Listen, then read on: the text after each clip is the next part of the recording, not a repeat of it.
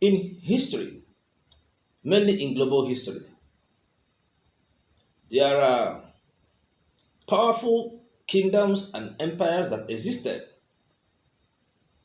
Most of these powerful kingdoms and empires had unique factors that made them great. One of such empire, or one of them, was the Kanem-Borno Empire. In this analysis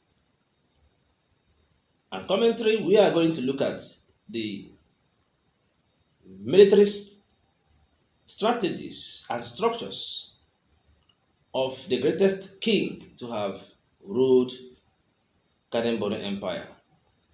Kanem-Borno Empire was a well-established political entity. It was established in two ways or two phases. The first was Kanem, while the second one was Bonu. And these phases existed in two different times.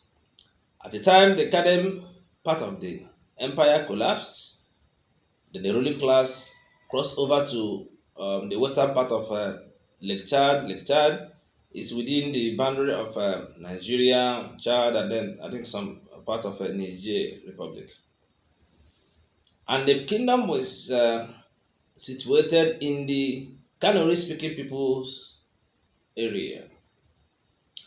Now, the king, we are looking at his military structures and strategies, was Mai Idris Alooma. He reigned during the second phase of the empire. That was the Borno part of the empire. In fact, he was believed to be the greatest king to have ruled the empire well. According to historic analysis of the Kanem-Borno Empire, he is still looked upon as the greatest king to have ruled Kanem-Borno Empire. The title of a king under Kanem-Borno Empire was Mai. Now, the reign of Idris Alooma brought about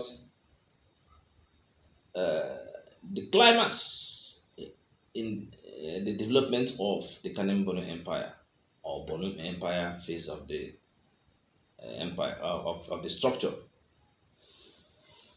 Now, Mai Idris Alooma was the first king and the first Mai to have introduced the use of firearm. Prior to his reign, the army of the empire was using bows, arrows, spears, but with the relationship and the diplomatic relationship he had with Ottoman Empire, he was able to purchase firearms. He purchased muskets with the combination of the Ottoman Empire. He brought in some Turks, some people from the Ottoman Empire, to come and train his soldiers on the use of these muskets. Now he had some refined military strategies and structures which made him a very strong king. One of such military strategy and structure was the segmentation of his army. The first segment there was um, the shock troop, the shock troops. These shock troops have the duty of disorganizing their enemies. The shock troops had the duty of disorganizing their enemies. They were kind of fighting in an uncoordinated manner, which for sure could not be as a kind of uh, understood by enemies. Now, the next one was the traditional cavaliers. The traditional cavaliers, and their major duty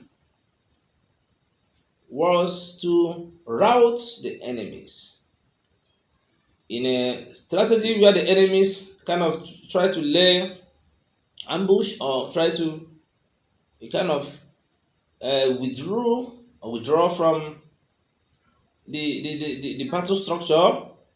It was these traditional cavaliers that were responsible towards routing them out.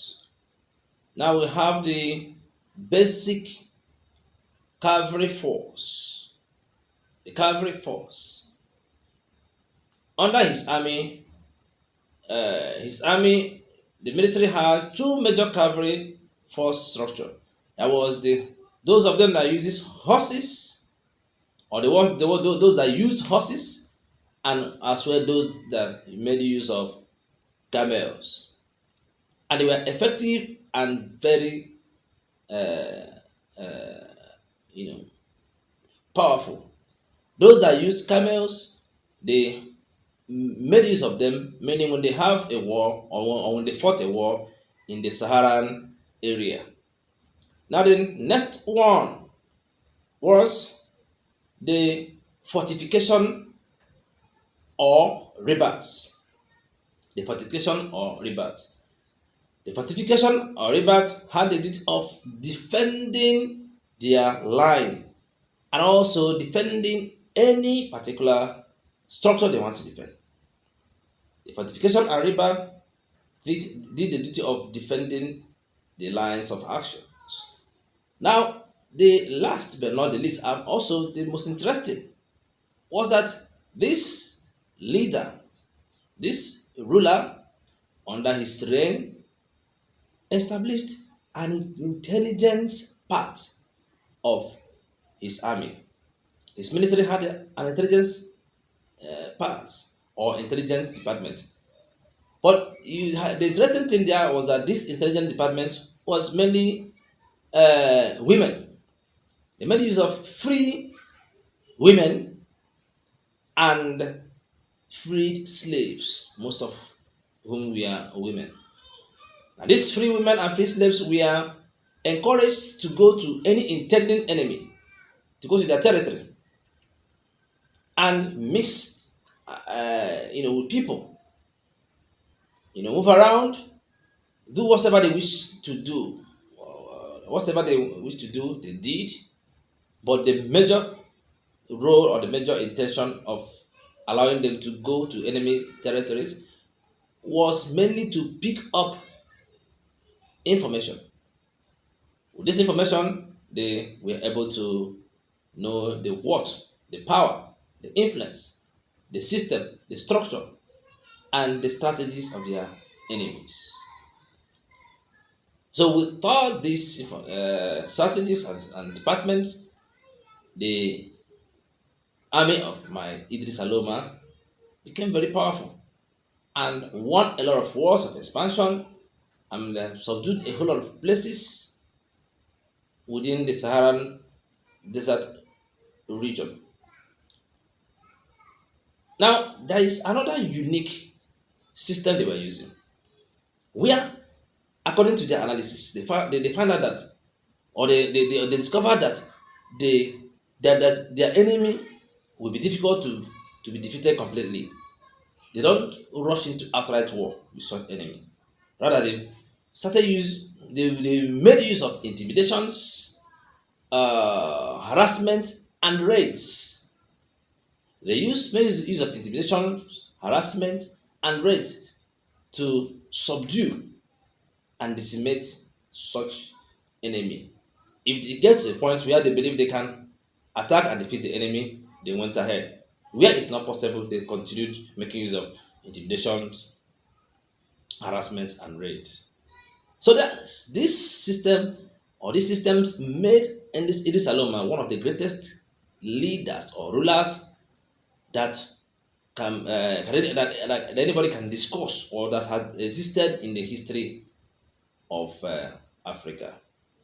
So we always be bringing out commentaries like this, and we please come along, subscribe to our channel, and pick up the notification or click on the notification bell so that when we drop any commentary or analysis, you will always be notified about it.